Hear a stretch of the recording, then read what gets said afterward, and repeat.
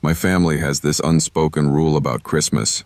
You show up somewhere, even if it's just to eat and leave. But that year, after a brutal breakup and a layoff in the same month, I told everyone I needed space. Truth was, I couldn't handle making small talk about my life while pretending I wasn't falling apart. So I stayed home alone on Christmas night in my tiny house on the edge of town, turned my phone on Do Not Disturb, and decided I was finally going to enjoy the silence. No notifications, no expectations, no one needing anything from me. The evening started peaceful enough. I made myself a sad little dinner, poured some cheap wine, and put on an old Christmas movie more for background noise than anything. Outside, the snow was coming down hard, making everything feel distant and muted. Around 9 p.m., as I was rinsing my plate, I noticed my router's lights flicker. The Wi-Fi cut out, came back, then dropped again. I sighed, assuming the weather was messing with the line, and decided I could handle one night without internet. Honestly, it felt almost symbolic. I slid my phone onto the counter, screen dark, and went to stretch out on the couch. Sometime around 10, I heard what sounded like a heel, or maybe a boot, step once on the porch. Just one sharp, heavy thud above the storm's muffled hum. I muted the TV and listened. Nothing. I got up, walked to the front window, and peeked through the curtains. The porch light showed nothing but swirling snow and the faint outline of my stairs. No car in the driveway. No figure at the door. I told myself it was just ice shifting or something falling over outside. I turned the TV back on, but I didn't turn the volume up as high again. About half an hour later, the house made another sound, this time distinctly inside. A soft, deliberate click, like a light switch being tested or a doorknob barely turned. It came from the hallway near the back bedrooms. My scalp tingled. I froze on the couch, eyes locked on the dark hall. "Hello?" I called out, instantly regretting the decision. My voice sounded too small and too aware. The only answer was the heater gently cycling on. I waited a full minute before I forced myself to stand up and walk toward the hallway. The bedroom doors were closed just as I'd left them. The bathroom light was off. I checked every room, even opened the closet in the guest room. Nothing. No sign of anyone. I even checked the back door. It was locked, deadbolt and all. Still, the feeling that I'd walked into a room someone had just left wouldn't let go of my stomach. I ended up turning on every light in the house, then laughed at myself and said out loud, "You're just alone and tired. That's all." Saying it didn't make it feel true. Later, close to midnight, I finally sat back down on the couch, all the lights still blazing. The storm outside had intensified. You could hear the wind scraping against the siding of the house like restless fingers. I grabbed my phone to distract myself and noticed something that almost made me drop it. My Do Not Disturb was off. Not just off, my settings looked different. Notifications were enabled for calls and messages from everyone, including unknown numbers. I never used it that way. My heart climbed into my throat. I was alone. Nobody else had touched my phone. I went straight to the recent calls list. No outgoing calls. No incoming calls. Then I checked my messages. At the top of the screen, there was one new unread text from an unknown number, received about 20 minutes earlier. "Why are the lights all on now?" I felt the room tilt. I slowly looked up at my bare living room window, at the now fully lit interior of my house spilling into the darkness outside. My first instinct was to grab a knife, but my legs moved on their own and carried me to the front door. I twisted the deadbolt as quietly as I could without breaking into a full run. As I backed away from the door, my phone buzzed again. Same number. "You didn't look this nervous earlier." I quickly scrolled up, thinking maybe there were older messages I'd missed. There weren't. Just those two, both time-stamped after the router first went out. My hands were shaking when I typed back, "Who is this?" I waited, staring at the three dots as they blinked, disappeared, then blinked again. Finally, "I liked you better when you couldn't see me." That was enough. My fear switched from something creeping and psychological to sharp and practical. Someone was watching my house. Someone had been watching when the lights were off, when my internet was cutting in and out, when I thought I was alone in my own head. I called 911 with my voice barely steady. "There's someone outside my house," I told the dispatcher. "They're texting me.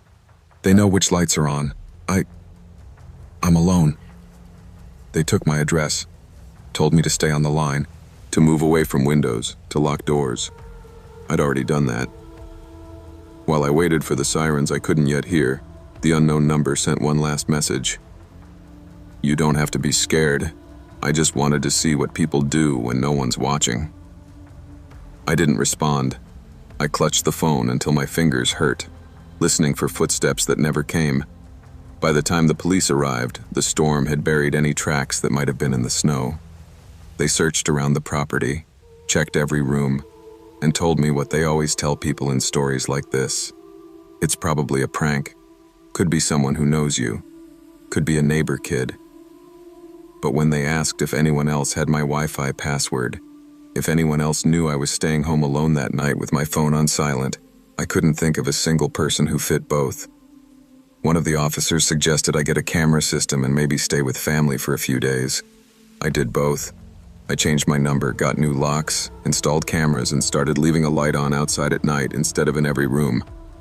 But sometimes, when the Wi-Fi glitches for just a second or the house makes an unfamiliar noise, I catch myself staring at my dark phone and thinking about the line in that last text, "When no one's watching." Because here's the part I still don't like to admit.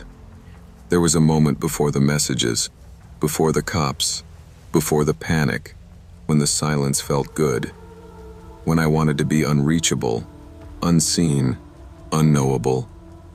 And that's exactly what someone like that is counting on.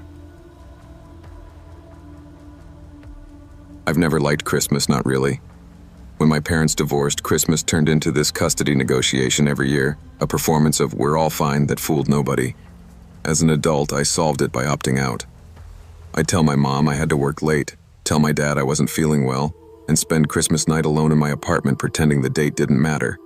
But 3 years ago, on a whim, and because I was tired of staring at the same walls, I decided to take a late walk through the park near my place instead of rotting on the couch. It was about 10:30 p.m., cold enough that my breath fogged in front of me. The park is usually packed with kids and joggers during the day, but that night it was empty except for a few distant houses with colored lights blinking like fading beacons. I told myself I was being productive, getting some exercise, starting one of those new habits people write about online. Mostly I just didn't want to be home with my thoughts. I walked the main path, hands in my pockets, headphones in but no music playing, pretending I wasn't listening for anything. Halfway around the loop, I heard it. A scream. Not playful, not the sound of someone joking around. It was raw, tearing, like someone had been holding it in for too long. It came from deeper in the park, past the playground, near the line where the trees get thicker. I stopped walking. The sound cut off almost as soon as it started. I pulled one earbud out, then the other. "Hello?" I called out, hating how my voice shook. No answer. Just the distant hum of cars from the main road and the faint rustle of wind through bare branches. My first reaction was to assume it was a trick of acoustics, some TV from a nearby house bouncing off the buildings. But there weren't any open windows. It was freezing. And that scream had been too close. Too real. I started walking again, telling myself I'd just go a bit further, see if there was anyone in obvious distress, then call 911 if I had to. As I approached the playground, metal and plastic coated in a light layer of frost, my heart felt like it was beating in my throat. I noticed something off the path. A dark shape slumped against one of the trees just beyond the swing set. It looked like a trash bag at first, but it was sitting too neatly, like it had arranged itself. "Hey," I called out. "You okay?" No answer. I stepped off the asphalt path into the frozen grass, my sneakers crunching, eyes locked on the shape. The closer I got, the more it resolved into a person. And suddenly, I wished more than anything that it wasn't. It was a man, maybe mid-30s, in a thin gray hoodie and jeans, no coat, no gloves. His head was tilted back against the tree, face turned slightly towards me, eyes open but unfocused. There were no visible injuries, no blood, just this weird stillness, like he'd been emptied of something essential. I stopped a few feet away. "Sir?" I tried again. "Do you need help?" That's when his eyes snapped to mine with such sudden clarity that I flinched. "Do you hear it too?" he whispered. His voice sounded like it had been unused for days, dry, cracking, but there was a sharpness underneath. I glanced around, suddenly hyper-aware of the empty park. "Hear what?" I asked, trying not to sound as scared as I felt. He frowned, almost disappointed. "Of course you don't. You're not here for that. You're here because you're running away from a different noise." His eyes scanned my face like he knew exactly what that meant. "The kind inside your head." I swallowed. "Do you want me to call someone? An ambulance? The police?" He laughed then, softly, like I'd told him a sweet but clueless joke. "They don't come out here for screams anymore," he said. "Nobody believes them. They think it's just fireworks or drunks. No one wants to admit they hear somebody breaking." He tapped his temple with 2 fingers, slowly. "Inside." Unease crawled up my spine. It wasn't just what he said. It was how matter-of-fact it sounded, like he was reciting a fixed truth. "Look," I said carefully. "It's Christmas. You're going to freeze out here. I can call a shelter, or—" He cut me off. "Why are you out here?" he asked. "You're not dressed for a walk. You didn't bring gloves. You keep looking behind you like you left something on." He tilted his head slightly. "You're hiding." Something in me bristled. "I'm just taking a walk," I lied, clearing my head. "From who?" he asked. "Your family? Your job? Yourself?" His gaze was steady in a way that felt invasive. "You know what the worst sound in the world is?" he continued, not waiting for my answer. "It's not screaming. Screaming means someone still wants help. The worst sound is when it all goes quiet and nobody calls your name." The urge to turn and walk away was almost overwhelming, but something in his words dug into me. I thought about the unanswered text from my mom, the ignored voicemail from my dad earlier that afternoon. "You're not alone," I heard myself saying. "If you're hearing things, there are people who can help you. But not if you stay out here. Not like this." He blinked slowly, like he was considering that. "You really think I'm hearing things?" he asked. "I don't know what you're hearing," I admitted. "But there are hotlines, clinics." I took my phone out of my pocket. "I can call someone for you right now." He stared at the phone in my hand, then met my eyes again. "You don't get it," he said quietly. "You're not the one who found me. I'm the one who let you find yourself." He nodded toward the houses beyond the park, where a few dim Christmas lights blinked. "You left a warm place to come walk in the dark alone, and you didn't even ask yourself why. You just didn't want to hear how quiet it really gets." Before I could respond, the scream came again. Louder this time, closer. But it wasn't coming from anywhere in the trees. It was coming from him. His mouth wasn't open. His body didn't move. Yet the sound poured out, this horrible, bottomless, agonized wail that clawed at the inside of my skull. I stumbled back, hands clamped over my ears, dropping my phone into the dead grass. It felt like that scream was inside my bones, vibrating everything that ever hurt. Then, just as abruptly, it stopped. I opened my eyes, gasping. The man was watching me with a calm, almost sympathetic expression. That's what it sounds like when you finally hear yourself, he said. You spend years drowning it out with work, with people, with noise. One night you turn everything off and walk into the dark, and there it is. You think it's coming from somewhere else, from someone else, but you're just listening to the echo. I wanted to say that wasn't me, that my life wasn't that bad, that I just didn't like Christmas. But the words felt empty, because there was a small, terrified part of me that recognized that sound, that had heard it in quieter, smaller versions in my own head for years. I didn't want to be like him, alone in the dark, screaming on the inside where no one could hear. I picked up my phone with shaking hands and backed away from him. I'm calling someone, I said, my voice hoarse. For you, for me. I don't care, but I'm not staying here. He nodded like I'd just passed some kind of test. Good, he said.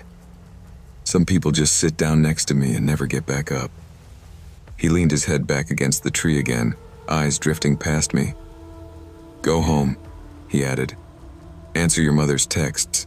Tell your father you heard him. Let someone hear you before you sound like that. I turned and walked away, half expecting to hear the scream again, half expecting him to call me back. He didn't. I called the non-emergency police line once I reached the main road and told them there was a man in the park who might need help. They said they'd send someone when they could. I don't know if they ever found him. Maybe he really was just some unstable guy talking nonsense in the cold. Maybe the scream was something my brain did under stress. I never saw anything about it in the news. But that night, for the first time in years, I called my mom back. I let her talk. I told her I'd been lonely. I called my dad the next day and actually listened to him, instead of half resenting every word. And when the house got too quiet later that week, I didn't go for a walk. I called a therapist and made an appointment. I still think about that man sometimes. About the way he said nobody comes for screams anymore. About how long someone has to hurt before they finally get that loud. I used to think working in retail on Christmas Eve was the worst thing a person could endure.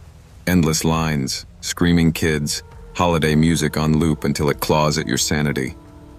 Then I worked a Christmas night shift and realized the real horror starts after the doors lock and the music stops. A few years back, I was the closing manager at a small discount shop that tried very hard to look like one of those big box everything stores, but with half the staff and none of the security. Our Christmas sale had run late into the evening, and management decided to keep us open until midnight to catch last-minute shoppers. The holiday rush eventually died out, and by the time the last customer left, it was just me and an older cashier named Linda. The plan was simple: close at midnight, finish restocking, clean up the disaster the day had left, and lock up by 2 a.m. It was snowing hard enough that the parking lot looked like a blank page under the streetlights. By 12:20 a.m., we'd flipped the sign to closed, but as any retail worker knows, that doesn't stop people from trying the door. A few folks rattled it and peered in, saw us sweeping, and gave up. I was back near the toy aisle, reorganizing the carnage, when the chime over the front door went off. I frowned. The door was supposed to be locked. I called out, "Hey, we're closed for the night, sorry," expecting some apologetic last-minute shopper. Instead, a man's voice answered, "Sorry, I just need to use the restroom real quick, I'll be fast." I stepped into the main aisle and saw him at the front. Mid-30s maybe, dark beard, short hair, thick winter jacket zipped up to his chin. He held his hands out like he was surrendering. "Please," he said. "I've been driving all day, everything else is closed." I should have said no. Policy said no. But Linda gave me that look, the "it's Christmas, don't be an ass" look. I sighed. "Okay, bathroom's at the back, left of the stockroom door. But we're closing, so you gotta be quick." He grinned, too wide for the situation. "You're a lifesaver," he said, and walked straight toward the back. As he passed me, I got a faint whiff of something metallic and sour underneath his cologne, but I told myself I was imagining it. He disappeared into the single-occupancy restroom, The door shut. The lock clicked. I checked my watch. 12:27 a.m. I went back to stocking shelves, but found myself glancing down the main aisle every few minutes. At first, I didn't think anything of it. People sometimes take longer than they should, but by the time 15 minutes passed, unease pooled in my stomach. "He's been in there a while," I remarked to Linda. She shrugged, barely looking up from counting out the till. "Maybe he's sick." Another 10 minutes crawled by. Now we were past "maybe he's sick" and well into "this feels wrong." I walked to the back hallway and knocked gently. "Sir, everything okay in there?" No response. I tried again, louder this time. Still nothing. I didn't hear movement, flushing, running water, just the buzzing of the ceiling light. I was debating whether to get the key when headlights swung across the front windows, followed by the distinct crunch of tires on ice. A police cruiser rolled slowly into the lot and then stopped behind a single car that had been parked crooked near the entrance. Our lot was mostly empty by then. That car had blended into the mess of shoppers when I last looked, but now it was the only one left besides my own. The officer stepped out, shone his flashlight on the suspect car's plates, then walked to our locked front door and rapped on it. I hurried up, heart thudding. "Sorry, we're closed, but—" I began, and he cut me off with, "Ma'am, is the owner of that silver sedan inside right now?" I blinked. "I think so. He came in to use the restroom like half an hour ago." The officer's jaw tightened. He nodded once, brisk. "Point me to where?" We walked together down that long, too quiet aisle. My mind started doing that thing where it tries to fill in blanks with rational explanations, but my body had already gotten the message. Something is very wrong. When we reached the restroom door, the officer didn't waste time with gentle knocks. He banged hard, shouted, "Police, open up!" and listened. Silence. No shuffle, no startled cursing, nothing. He turned to me. "Do you have a key?" My hands shook as I dug through the small ring we kept under the customer service desk. When I finally found the right one, my palms were slick with sweat. He took it, unlocked the door, drew his gun, and pushed it open in one swift motion. The bathroom was empty. The light was on, the fan whirring, toilet lit up, but no one inside. For a moment, my brain couldn't compute it. "He went in," I insisted. "I swear he never came back out. The chime would have gone off. I didn't hear it." The officer scanned the small room, then looked up. He flicked his flashlight toward the ceiling, a drop ceiling with flimsy white panels. One of them was slightly askew, not enough that I'd noticed, but enough that someone trained to look would. "He went up," he said, more to himself than to me. He called something into his radio that I couldn't catch, then backed out and motioned for us to step away from the hallway. "Lock the front doors. Stay here. Don't go wandering around the store, okay?" Backup arrived faster than I thought possible. Within 10 minutes, 2 more cruisers pulled up, and officers entered quietly. They split up. 2 headed to the back, 1 stayed near us in the front. We heard muffled thumps overhead as they moved along the grid of ceiling tiles, voices low and calm. Every sound made me flinch. I couldn't stop thinking about how many times I'd walked under that ceiling alone when closing, trusting that the lock on the door was enough to keep the outside world out.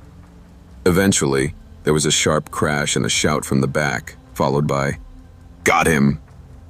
I would later find out they'd found him curled up above the restroom, wedged between beams, trying to stay perfectly still. He had a knife on him, and something far worse in the trunk of his car: duct tape, rope, zip ties, and a stained jacket that didn't look like it belonged to him. The officer on scene told me enough to make my stomach turn, but not enough to be cathartic. The man had been on the run for hours before he walked into our store. Earlier that night, he'd attacked a woman closing up a different shop across town. She survived, barely, and their security camera had caught part of his face and the first few digits of his license plate. They'd been combing parking lots near open businesses when they spotted his car in ours. The part that sits with me, that rots in the back of my brain is this. I had unlocked the door and let him in. I had pointed to the back hallway and said, "Bathroom's right there." I had given him a place to hide when he realized he was being hunted. I replay that Christmas night a lot. Not because I think I could have tackled him or saved the day, but because it showed me how thin the barrier is between just another late customer and someone whose name you'll hear on the news. We like to think monsters have a look, wild eyes, obvious danger. Most of the time, they just look like regular people grateful for a restroom on a snowy night.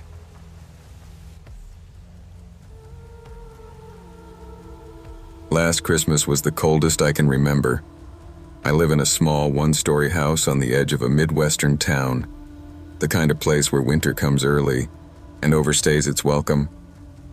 I just started a new hybrid job, partly at the office, partly from home, and Christmas week lined up with a streak of brutal snowstorms. My manager was understanding. "Work from home all week," she emailed. At first I was excited. I pictured coffee in my favorite mug, thermal socks, Christmas music low in the background while the world outside disappeared under a soft white blanket. In reality, my home office was a cheap desk shoved under the bedroom window, and by Christmas night, I realized I hadn't spoken to anyone face to face in 3 days. That Christmas day, I barely left the chair. I logged off just after 8 p.m., shoulders aching and eyes burning from staring at spreadsheets and holiday sale numbers. Outside, snow was falling in dense, windswept sheets, the wind shaking the single-pane glass behind my monitor. I heated up a frozen dinner, washed the one pan I'd used, and decided to drag the trash bins to the curb so I wouldn't forget on pickup day. The cold hit me like a physical slap when I stepped outside. The world was so quiet it felt like I'd gone deaf. No cars, no voices, just the hiss of snow and the low moan of wind between houses. I hauled the bins to the curb, head down, and was turning back toward my front door when something to the left caught my eye. The snow along the side of my house didn't look right. Everywhere else the storm had laid down an even blanket of white, but there, it was broken, textured. I squinted through the blowing flakes and walked closer, boots crunching. It wasn't a random pattern. It was a line. Footprints. Clear, repeated impressions, like someone in regular shoes, not boots, had walked right alongside my house. My heart started pounding before my brain fully realized why. I followed the trail down the narrow side yard, the wind cutting through my jacket. The prints led straight past the living room window and then stopped in a messy cluster beneath the bedroom window, my bedroom window. Right behind where I'd been sitting all day, headphones on, lost in work and podcasts. In that spot, the snow was unevenly trampled, as if whoever it was had stood there for a while, shifting their weight, turning slightly, stepping closer, looking in through the tiny gaps between the blinds. My blinds had been closed, but if you pressed close enough, you could see through. Why would anyone be out here in this? I muttered to myself, like saying it out loud might make it logical. No one lived on the left side of my house. It was just a narrow gap to the neighbor's fence. There was no reason for anyone to walk that way unless they wanted to be right up against my windows. I stayed there too long, staring at those prints. I kept imagining the back of my own head, headphones on, totally unaware, while someone stood just inches away, separated by glass and cheap vinyl blinds. Eventually, the cold drove me back in. I stomped the snow off my boots, locked the front door, and checked the tiny latch on the bedroom window, pressing until it clicked. Then I tugged on the frame to be sure. Locked, triple-checked, just because that's the kind of person anxiety has wired me to be. I told myself it was a neighbor's kid, or someone cutting through the yard before the worst of the storm. By the time I went to bed around 11, I'd mostly convinced myself I was being dramatic. I peeked out once more before sleeping. The falling snow had already started to blur the footprints until they blended with the rest of the white. It felt like the storm was erasing the evidence for me. I slept surprisingly well. The first thought that popped into my head when I woke was the footprint trail. My body moved before I even really woke up. I swung my legs out of bed and went straight to the window in my t-shirt and pajamas. When I lifted the blinds, my grogginess vanished like someone had thrown cold water on me. New tracks. Fresh, crisp, unmistakable footprints punched into the snow, leading to the exact same spot under my window. This time, they were the only prints in the entire yard. The snow around them was untouched, smooth, and glittering under the weak morning light. I just stared at them, my breath fogging the glass. Whoever had come back had done it while I slept, after I'd reassured myself nothing would happen. I grabbed my jacket and boots, forgetting to zip up properly, and went outside to check, needing to confirm what I already knew. The prints led from somewhere beyond my property line, stopped under my window again, circled slightly, and then doubled back, vanishing toward the street. No other disturbances, no vehicle tracks close by, no neighbor prints, just theirs. Back inside, my fingers numb and shaking, I called the non-emergency police line. "I'm probably overreacting," I started, hating how small my voice sounded. "But someone's been walking up to my bedroom window while I'm working and while I'm asleep." The dispatcher was calm, asked basic questions, said an officer would swing by when possible, and gently reminded me that with the weather and the holidays, they were stretched thin. I understood. What could they really do with just footprints and a creepy feeling? I tried to work that Christmas day, but my eyes kept darting to the window, my brain half listening for muffled crunches in the snow. Every time I looked, the wind had filled the footprints in a little more, smoothing their edges. By the time my shift ended at 8 p.m., the snow outside looked soft and untouched again, like nothing had ever broken its perfect surface. That should have comforted me. It didn't. Instead, I felt like the house and the storm were conspiring to pretend nothing had happened. I pushed the blinds aside and pressed my forehead to the glass. No prints, no movement, just wind swirling flakes in streetlight beams. I glanced down almost lazily at the window lock. My stomach dropped. The latch was flipped open. I froze. I knew, with the obsessive certainty of a chronic checker, that I had locked it the night before. I'd even tugged on it. I hadn't touched it all day. I reached out with a shaking hand and pulled gently on the frame. The window slid up noiselessly, opening into my bedroom. No resistance, no sticky paint, just a quick, silent invitation. That was the moment something clicked in my brain. The tracks weren't just creepy. They were purposeful. Someone had come close enough to my sleeping face, separated only by a thin pane of glass and a cheap latch, to quietly unlock it, and I hadn't heard a thing. I backed away from the window like it might suddenly jump at me, grabbed my keys and coat, and left the house without even turning off my computer. I called the police from my car, parked in my own driveway, engine idling, heater off so I could hear if anything moved inside while I watched the dark outline of my house. 10 of the longest minutes of my life crawled by before a cruiser pulled up. The officer nodded at me, asked me to stay in the car, and went inside with one hand on his holster. Time got weird. A minute felt like 5.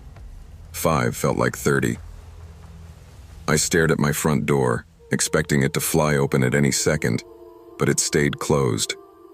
By the time nearly 5 minutes had passed, my stomach twisted into a tight, cold knot. Something was wrong. Then the door did open. The officer stepped out, breathing hard, his face flushed with cold, and behind him, in handcuffs, was a man. Mid-40s, pale, stringy hair stuck to his forehead with sweat and blood. There was more blood on the officer's sleeve. The man looked wrong, not just dirty or unkempt. There was something hollow and calculated in his eyes, like he was disappointed the game was over so soon. He was hiding in a hallway closet, the officer said later, after backup arrived. Jumped me when I opened it. He's strong. You did the right thing calling. The man wouldn't stop staring at me as they walked him to the car, blood crusting on his cheek.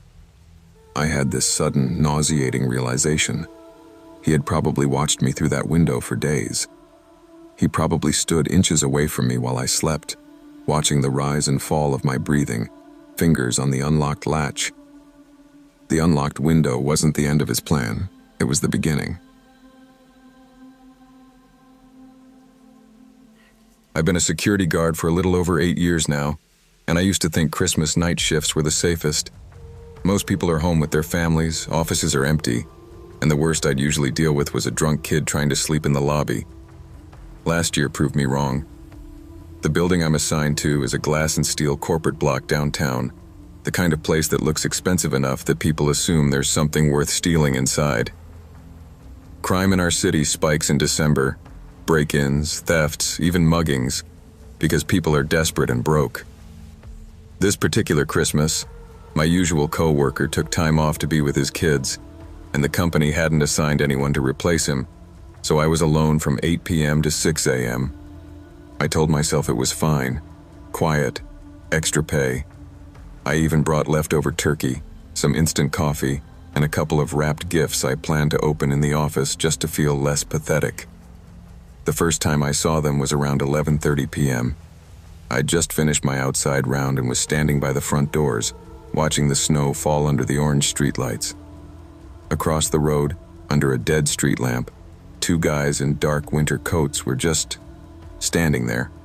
No cars, no cigarettes, no phones out, just silhouettes facing my building.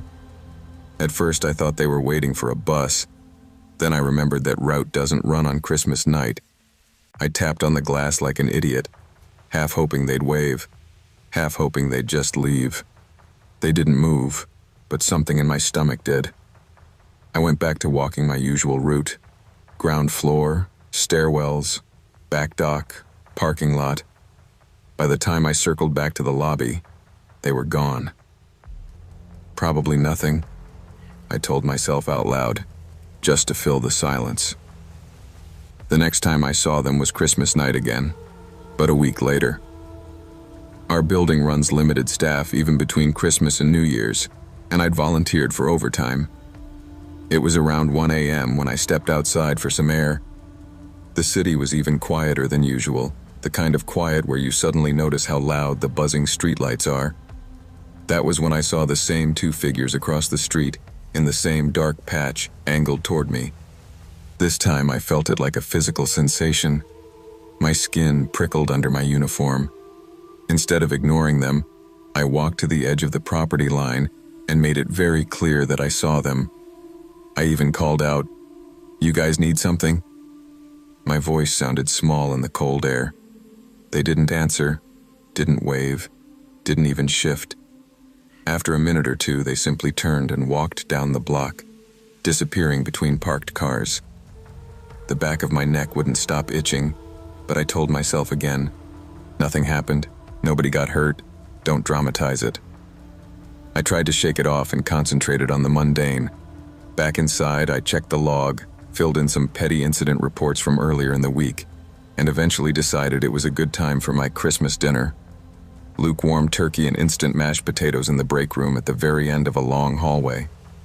I sat under a dying fluorescent light with my plastic fork, scrolling through group chats full of photos of other people's families, laughing kids, ugly sweaters. I turned my phone face down after a while. That was when I heard it. A sharp, hollow clank from somewhere in the hallway, like metal hitting concrete, but muffled. It wasn't the building settling. I'd grown used to those sounds.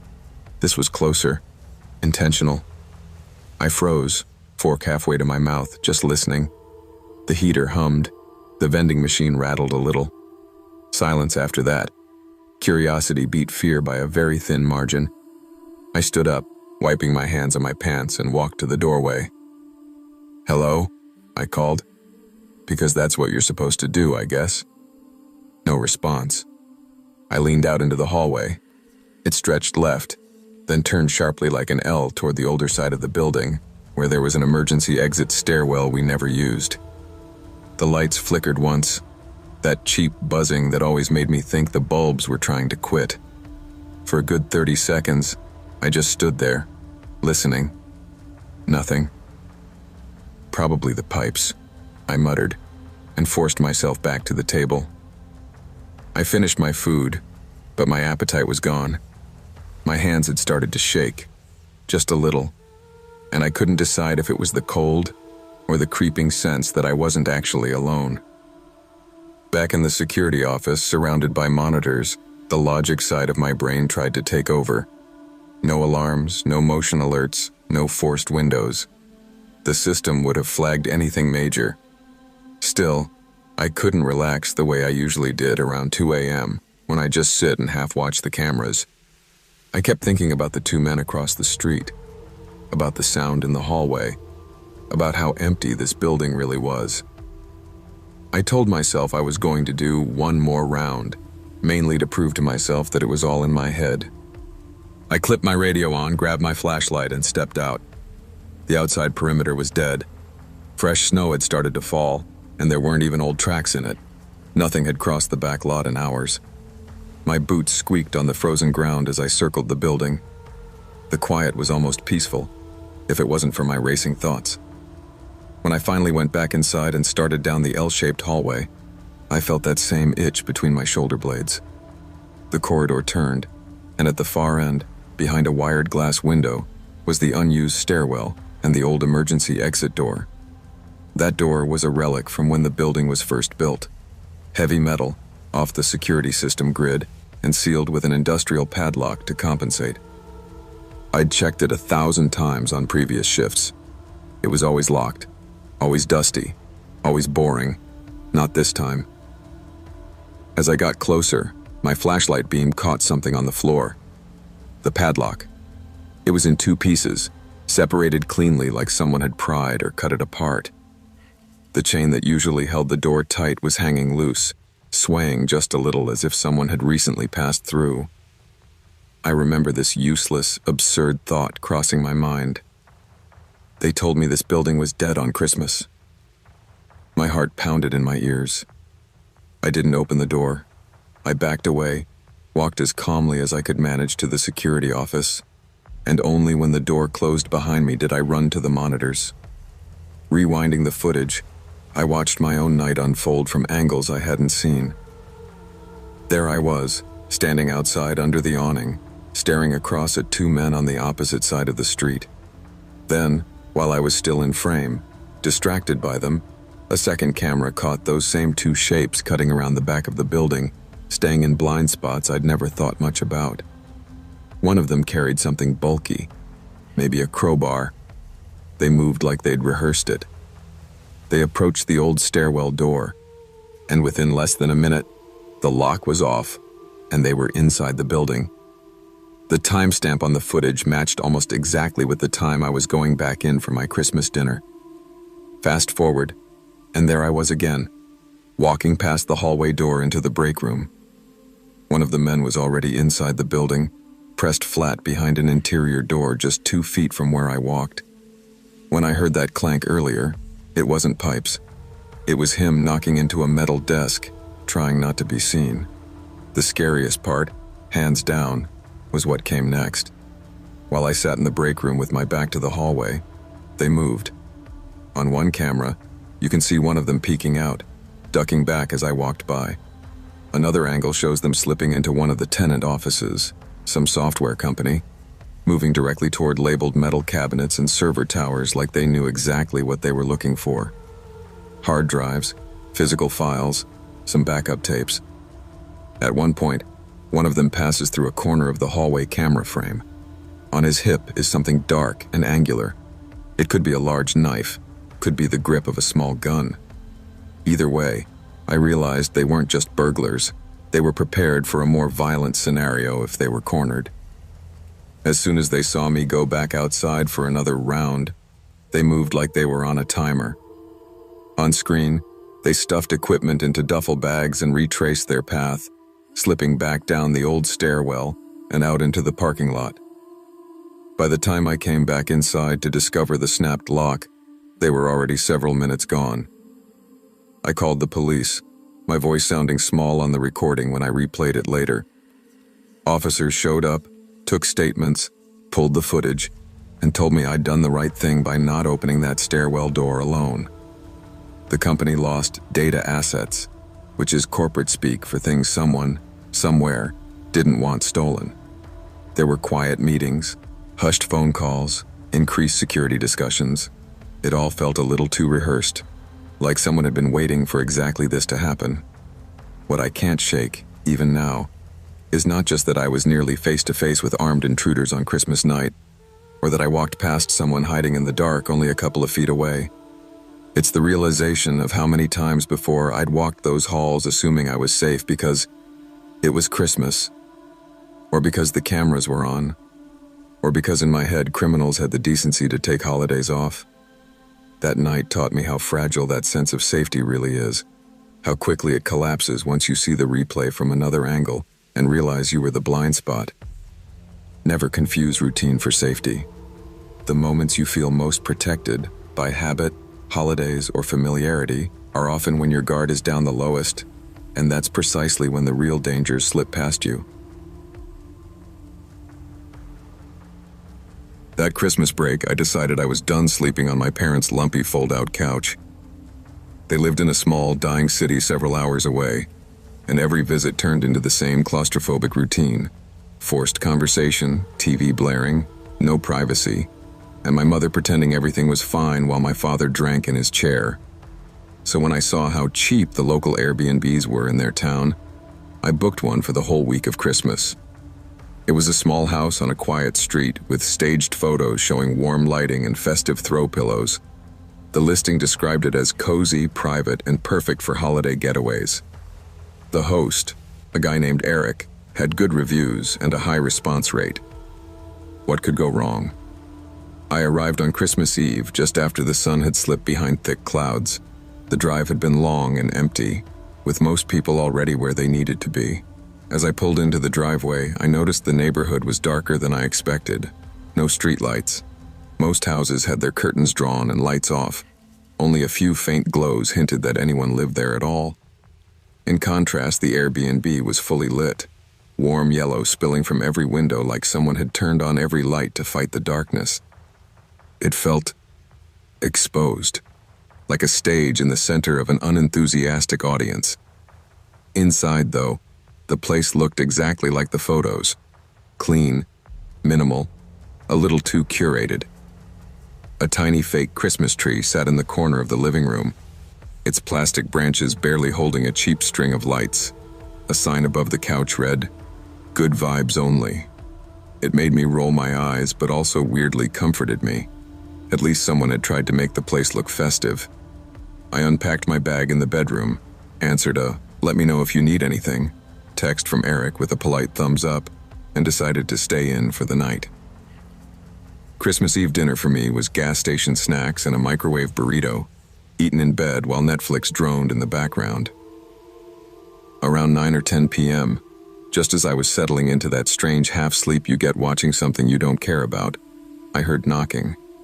Not a timid little tap, 3 solid, evenly spaced knocks at the front door. I paused the TV and lay there for a second, listening, hoping it had been the house settling or something hitting the siding. Then it came again. Same pattern. Maybe the host? I thought, grabbing my phone. No missed calls or messages.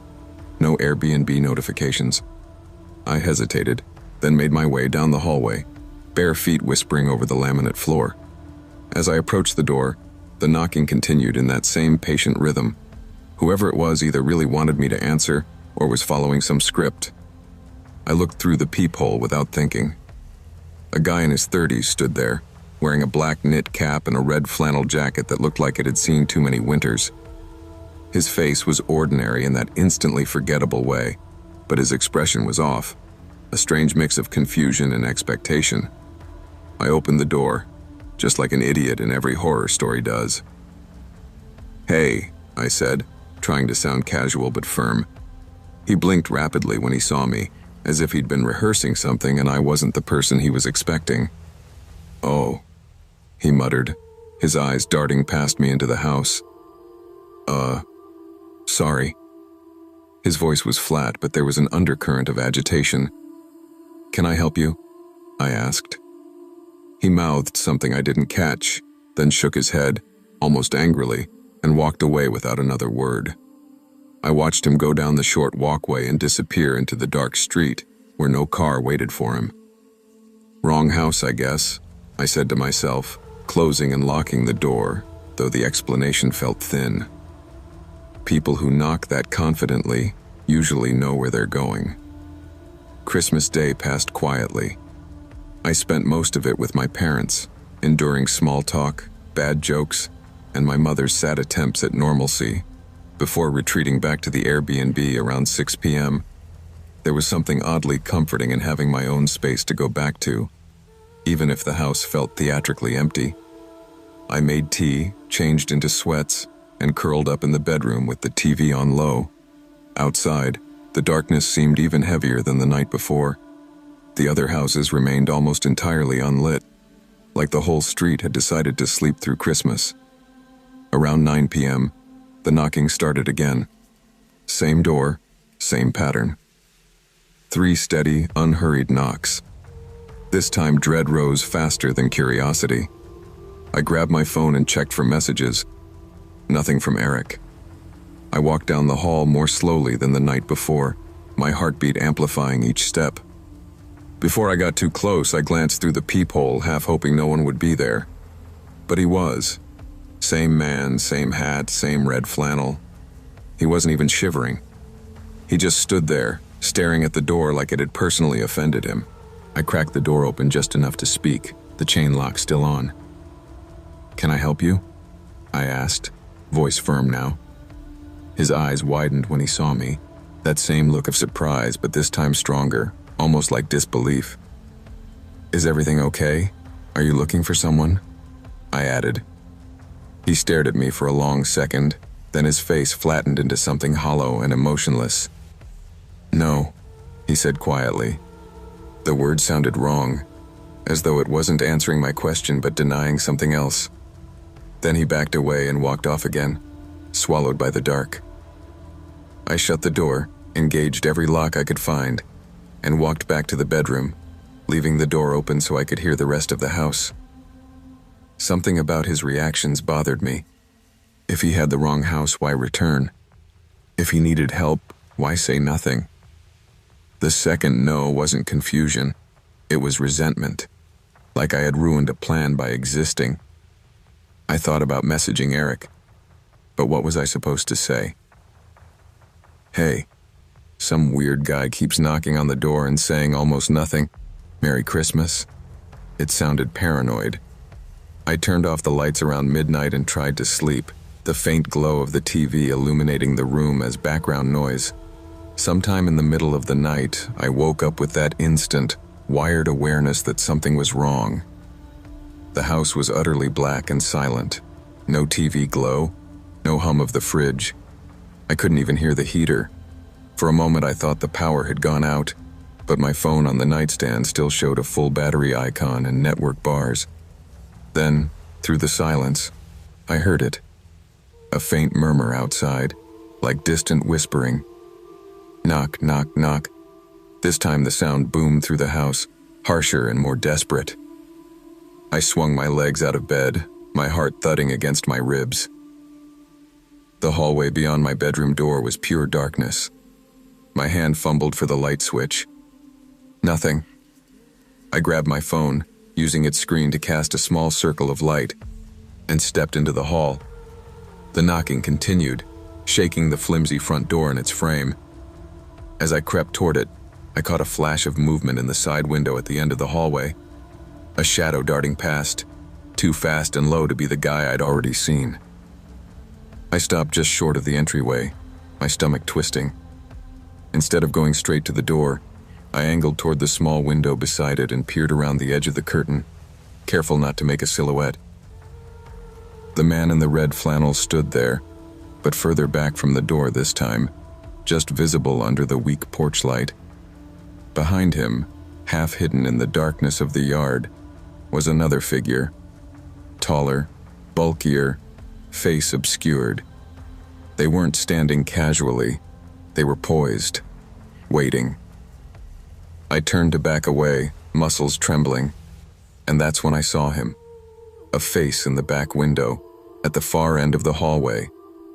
Not pressed up against the glass, but close enough that I could make out eyes, nose, and the suggestion of a hoodie pulled low. We locked eyes, He tilted his head, just a fraction, like he was examining me through a microscope. A sick, animal kind of panic surged through me. I dropped any pretense of stealth and ran, full speed, into the bedroom, slammed the door, dragged the dresser in front of it with shaking hands, and dialed 911. While I was talking to the operator, voice breaking, struggling to get words out, the house came alive with sound. Multiple sets of footsteps pounded across the porch and circled the exterior, boots thudding on wooden steps, crunching on dead leaves. Doorknobs rattled, windows shuddered in their frames as someone tested them, pushed against them, tried to pry them. I heard hushed voices, angry and impatient, too low to distinguish words. The operator kept saying, "Stay with me. Stay on the line.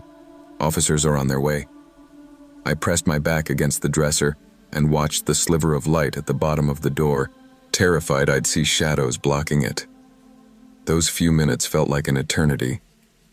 The men moved around the house systematically, like they'd done this before, checking every possible access point. There were at least 4 different sets of footsteps, maybe more. The front door banged once, twice, harder each time, as if they were testing whether the frame would give. One of them must have realized the bedroom was at the back, because I heard deliberate steps outside my window, then a sharp tap on the glass. Just one. A courtesy knock, almost, like he wanted me to know he knew exactly where I was. Somewhere in the distance, a faint wail grew louder, the sound of sirens slicing through the quiet. The noises outside cut off abruptly. No more tapping, no more footsteps. Silence fell so suddenly that my ears rang.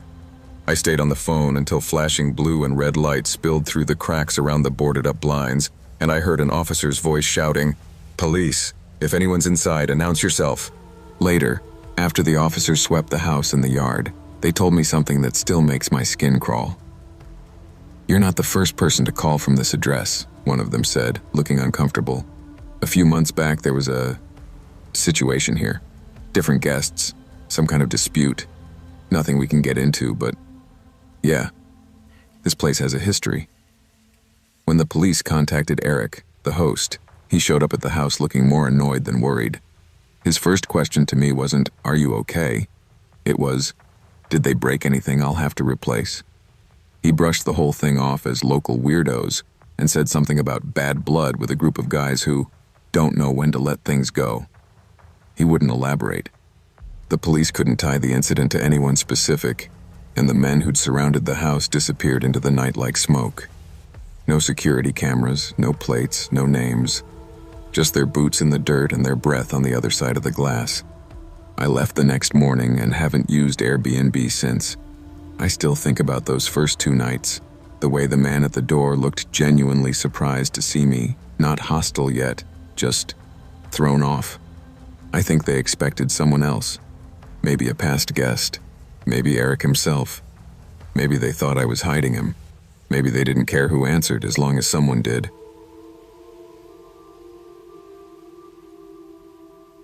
Working the front desk in the ER on Christmas night is its own kind of loneliness. The lobby is decorated with paper snowflakes and a plastic tree that's missing half its lights. Seasonal music hums too softly from a forgotten speaker, and every person who walks in is dealing with something bad enough to ruin what's supposed to be a happy day. I volunteered for the shift because I don't really have a family to celebrate with, and the extra holiday pay felt like a decent consolation prize. That year, it was just me and my coworker Amy at the front desk from midnight to 4 a.m., checking in whoever came through the sliding doors while the automatic voice repeated, "Welcome to Mercy General." We joked about ugly sweaters and stale Christmas cookies just to keep the air from feeling too heavy. Around 2 a.m., Amy stood up, stretched, and said, "I'm gonna hit the cafeteria before they close. You good here?" I nodded. "Yeah, go. If Santa shows up, I'll stall him until you get back." She laughed and walked off down the hall, leaving me alone in the front lobby. Not 60 seconds later, the sliding doors hissed open, and a man stepped in. He was in his late 20s or early 30s, wearing a black zip-up hoodie, black jeans, and no gloves despite the freezing air. His hair was dark, a little long, and looked greasy, like he hadn't had access to a shower in a while. There was nothing overtly threatening about him. But as he approached the desk, I felt my body go on alert in that animal way before my brain could name why. He stopped at the counter and stared at me for a beat too long, like he was memorizing my face. "I'm looking for Hannah Smith," he said. The name wasn't exactly that, but close. A very generic, very forgettable female name. His voice was oddly flat, too casual for someone looking for a relative in the ER on Christmas. "Okay, let me check for you," I replied, turning to my monitor to scan the patient registry. Nothing. No one with that last name in the system that night or in the last 24 hours. "I don't have anyone by that name admitted here," I told him. "She might be at one of the other hospitals in the area. There's St. Mary's, County General." He nodded, but his eyes were still fixed on me, not on the brochures or directions. "Right. Okay. Thanks." He turned and left as quietly as he'd come in. I glanced over at our security guard, who had been stationed by the entrance. He met my eyes and raised his eyebrows just a bit. That universal, "Yeah, that was weird," expression. I shrugged back and tried to laugh it off. I told myself I was reading too much into it because it was late and I was tired. When Amy came back with a styrofoam cup of bad coffee and a chocolate chip cookie, I mentioned him casually. "Some guy just came in looking for a random name, gave me the creeps for some reason." She rolled her eyes. "It's Christmas. People get lonely. Maybe he just got the wrong hospital." We spent the next couple of hours in a slow, sleepy routine. A drunk driver, a kid with a fever, a woman with chest pain. By 4 a.m., my shift was over. The staff lot was behind the building, far from the main entrance, because patients and visitors should have priority parking. At 4 a.m. on Christmas night, it felt like walking into a frozen void. Rows and rows of empty cars, lights buzzing overhead, the sky just beginning to hint at dawn. I wrapped my coat tighter and started toward my car, phone in hand, keys in my pocket.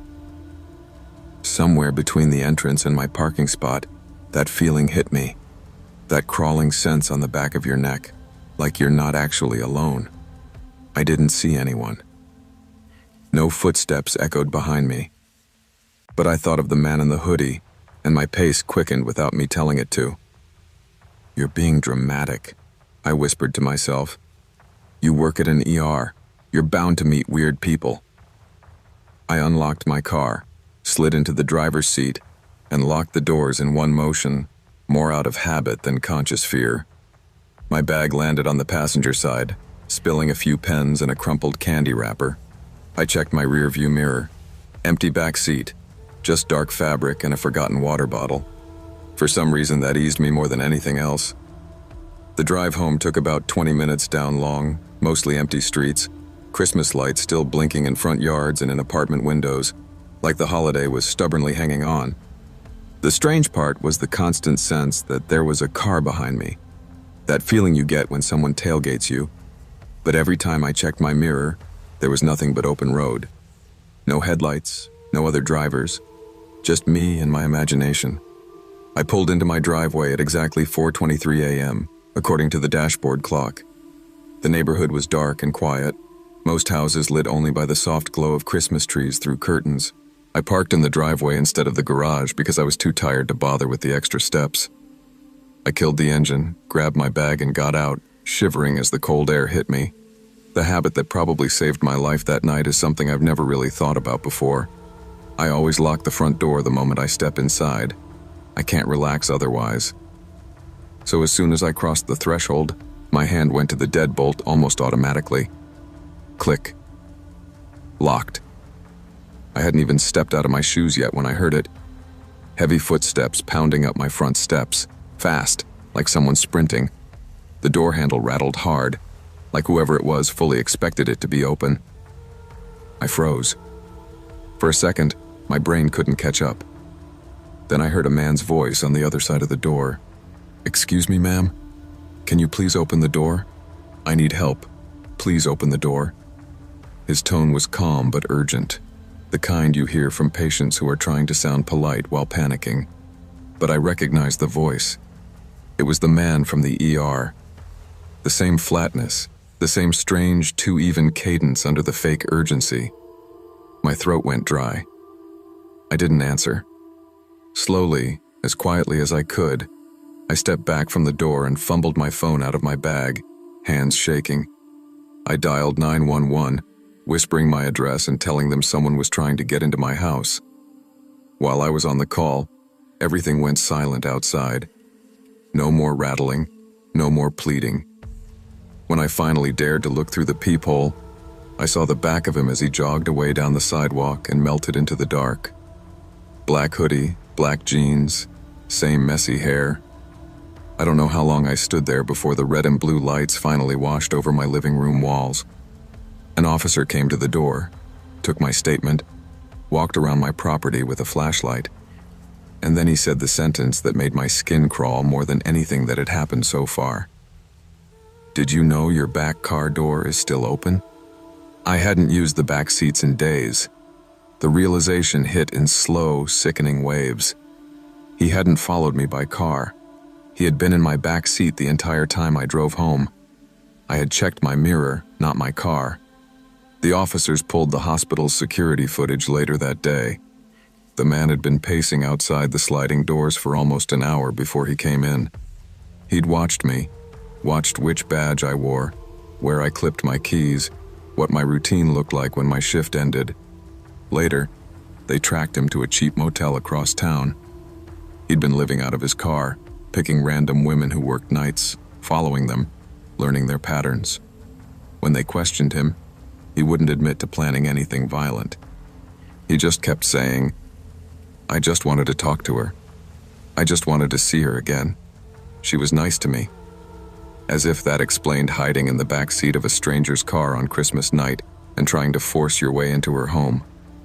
Sometimes people ask why I still work the night shift after that.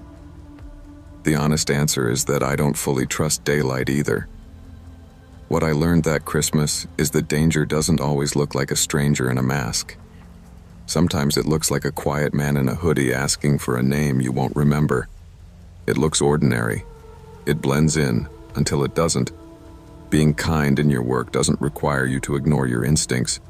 You don't owe anyone access to your personal space or your home, no matter how harmless they seem. Respecting your own boundaries might be the only line between suspicion and tragedy. I always thought Christmas alone would be peaceful. That year, I convinced myself staying in my small rented house instead of going to my parents' place would finally give me the grown-up holiday I always imagined. Cheap wine, horror movies, and leftover Chinese takeout instead of forced cheer and fake smiles around my father. It was snowing hard all Christmas Eve, the kind of snow that piles up against doors and silences the world. By Christmas night, the storm had turned into a full-on whiteout, and every weather alert on my phone insisted travel was a terrible idea. So I dimmed the living room lights, turned off the lamp by the window, heated up leftovers, and queued up a horror movie marathon on my TV, pretending the storm outside was just part of the ambiance. Around 9:30 p.m., the wind had picked up so much that the house seemed to inhale and exhale with each gust. I remember thinking, if the power goes out, I'm screwed, but weirdly excited at the thought of candles and shadows. Halfway through my second movie, my eyes started doing that unfocused thing where you're looking at the screen but not really seeing it, just letting sounds wash over you. Out of nowhere, in the corner of my eye, something moved against the far wall of the hallway. A shadow. It darted across like someone had walked past the open bedroom door. I straightened up instantly and paused the movie. The house went dead quiet except for the storm and the faint hum of the fridge. "Hello?" I called out. My own voice sounded wrong, too loud and too small at the same time. I got up, forcing myself to walk toward the hallway. My living room bleeds into the hall where the bathroom and my bedroom sit at the end, so there aren't many hiding places. I flicked on the hallway light and scanned the floor and doorways. Nothing. The bedroom door was half closed, just like I'd left it. The bathroom door was wide open, dark inside. I told myself it had to be a car passing, lights bending weirdly through blowing snow, except there hadn't been a single car since the storm really started. I shook it off and went to the kitchen to top off my glass of wine. I remember saying out loud, trying to sound casual, "You're just jumpy, man. Christmas paranoia." When I came back and sank into the couch, I unpaused the movie just to have something talking at me. But I was listening more to the house now. The wind, the occasional crack of settling wood, the old heater's whine. Then, as the movie hit some tense scene, I saw another shadow. This time it moved across the wall behind the TV, just above it, like something or someone just leaned out from the hallway to peek at me, then pulled back the instant I looked. I whipped my head toward the opening. No one, but my heart was racing in this sickening, hollow way that felt like I'd swallowed ice. "If someone's here, this isn't funny," I said, voice already shaking. No answer. Just the storm flinging snow at the windows. Something about the silence pressed on my chest. I turned all the living room lights on, then walked slowly through the entire house. Bedroom, bathroom, kitchen, even the small storage closet by the back door. I opened cabinets, pulled the shower curtain aside, checked every corner I could think of, knowing logically that there wasn't really anywhere for a full-grown person to hide. And yet, I couldn't shake the feeling I was intruding in my own home. Like someone had been here long enough to consider this place theirs, not mine. After that, sitting back down felt impossible. So I decided to call it a night. Maybe a hot shower and my weighted blanket would reset my brain. Upstairs in the tiny bathroom, I let the water run hot and stepped in, trying to focus on the sound of it hitting the tub instead of the wind battering the house. I closed my eyes, pressing my head against the tile, breathing in the steam. That was when a sound tore through the house. A single thunderous slam that felt like it hit the bones of the building, and mine. The floor vibrated under my wet feet. I froze, water still hitting my shoulders. For a moment I told myself it was just the wind throwing something against the siding. But deep down, I knew this sound came from inside. Heavy, angry.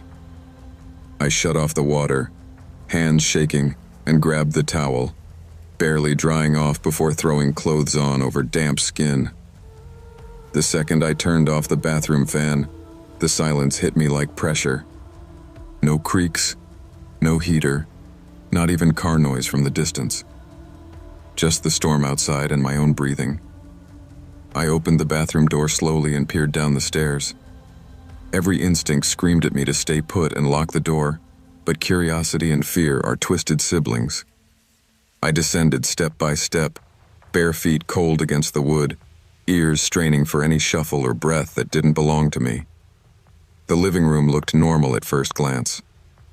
TV on pause, couch, coffee table, empty takeout box, my wine glass still on the side table, nothing overturned. Then I walked into the kitchen and saw the back door. The top hinge clung loosely to the frame, screws bent and half out, while the bottom part of the door sagged inward. The other two hinges lay on the floor, ripped out, surrounded by splinters of fractured wood. The door was hanging crookedly open, letting in snow and frigid air. If something had blown it open from the outside, the frame would have failed outward, but the wood was shattered on the inside edge. Whoever had done that had been inside, leaving. My throat went dry. My hands moved faster than my head. I bolted for the stairs, nearly slipping, and locked myself in the upstairs bathroom with my phone. When I called 911, my voice didn't even sound like mine. I told them someone had broken into my house and destroyed my back door. While I waited, I sat on the edge of the tub, staring at the crack under the bathroom door, convinced at any second a shadow would stop there, blocking even the sliver of light from the hallway. Every creak of the house felt like footsteps. Every gust of wind like a breath at the keyhole. When the officers finally arrived and checked the house, they confirmed what my eyes already knew, but my brain refused to accept. The door had been blown off its hinges from the inside. "Looks like someone hit it from in here, not from out there," one of them said, crouching to examine the shattered frame. Like they swung it open too hard, got pissed, and it slammed back, hard enough to rip right out. I stood there in the kitchen, hugging myself, thinking about the shadows I'd seen.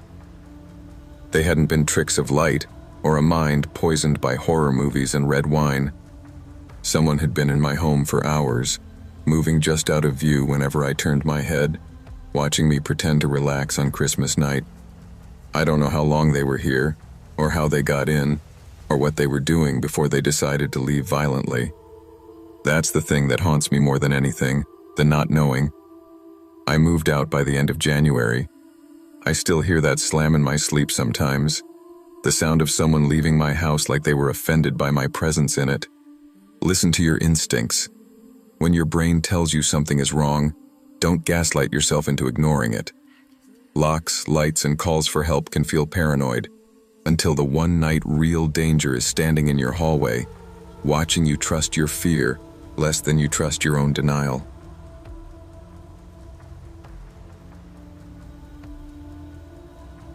My sister insisted Christmas dinner be at my apartment that year, so it feels like a new start. I'd just moved into a slightly run-down building downtown. Cheap rent, thin walls, creaky pipes, but it was mine, and I was proud of it. I spent the whole Christmas Eve and most of Christmas Day cleaning, cooking, and trying to make the place look more festive than tragic. My mom brought the ham, my sister brought dessert, my dad brought his usual quiet disapproval and a case of beer he promised was just for sharing. By 7 p.m., my little 2-bedroom unit was packed. Siblings, cousins, one neighbor I'd felt bad for and invited at the last minute. We dragged my old study chair in from the bedroom to fit everyone at the table. Every seat was filled except one, at the far end. "That's for Uncle Mark," my mom said without thinking, then stopped, her face tightening. My uncle had died 2 Christmases before. A heart attack alone in his apartment 3 floors below mine, in this same building, before I ever moved in. I hadn't known him well, but my mom adored him. She tried to brush it off with a forced laugh and started passing the potatoes, but the comment hung in the air. "We don't need the extra chair," my sister said quietly, and my dad pushed it a bit away from the table, like that would erase the awkwardness. We all dug into the food, the noise rising again, silverware, clinking glasses, my youngest cousin firing off questions about Santa into the chaos. About halfway through dinner, when everyone was talking over each other, my neighbor leaned in and asked, "Did you guys hear about the old tenant in this unit?" I shot him a glare, shaking my head slightly. Not the time. But he didn't get it. "They say," he started, before my mom cut in sharply. "We're not doing ghost stories at the table, Ryan." The room went a little too quiet for a second. Then my cousin knocked over his drink, my dad swore, and the moment broke into the usual holiday mess. Still, the tension never fully left. It was only when dessert came out, pie, coffee, awkward toasts, that I noticed something. My apartment door, the one we'd triple locked out of habit, was standing just slightly open. Not enough to see the hallway, but enough for a draft to slip through. I knew I'd locked it. I'd checked it 3 times earlier while pacing between the kitchen and living room. "Did someone go out for a smoke?" I asked. Everyone shook their heads. My dad went over, checked the locks, shut it firmly, muttering something about, "These old doors never closing right." He brushed it off, but after that, people stayed a little closer to the table, as if the hallway itself was uninvited. As coffee was poured, my mom set out one more mug than we needed and placed it in front of the empty chair at the far end. She froze for a heartbeat, hand still on the mug, then quietly slid it back into the cabinet and laughed it off. "Guess I can't count tonight." But from that point on, everyone avoided looking directly at that chair. My youngest cousin, usually loud and fearless, kept glancing at it, then at me. Finally, in a small voice, she whispered, "Who's breathing?" I frowned. "What do you mean?" She tilted her head, listening. I hear breathing, over there. She pointed straight at the empty chair. The radiator hissed, pipes groaned. Someone cleared their throat. We all told ourselves that was it. But as the night ended and people gathered their coats, the air in that corner of the room felt noticeably colder. My mom hugged me a little too tight at the door and said, "He would have liked this, you know, you having everyone together." After everyone left and the apartment went silent, I walked back to the table to start cleaning. One fork lay on the table in front of the empty chair, smeared with gravy. I hadn't put it there. And under the chair, on the worn hardwood, was a faint, wet impression, like the outline of a shoe print, melting snow that shouldn't have been there. We like to think we control who is invited into our homes and into our lives, especially during family gatherings and holidays. But the past, and the people bound to it, don't always respect closed doors or forgotten stories.